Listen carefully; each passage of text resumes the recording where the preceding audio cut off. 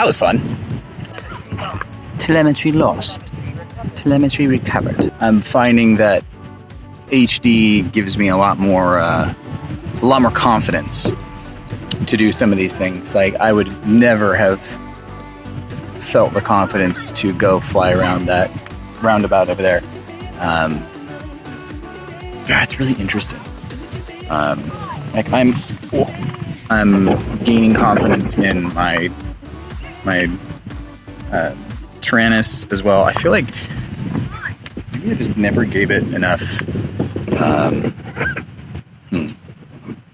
just never trusted it enough to really feel like I could go very far. You just hear stories of people having connection issues. Like, I really don't want to fail safe my quad somewhere away from myself. So I've always been concerned about that, but I don't know.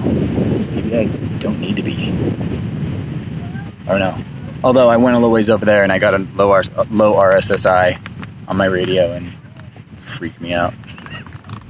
I don't want to break my quad. I don't feel like it. I don't want to have to replace parts, anything like that. Even though I'd probably be fine. These things are heavy. These arms are thin. So, yeah. Okay, on to the next flight.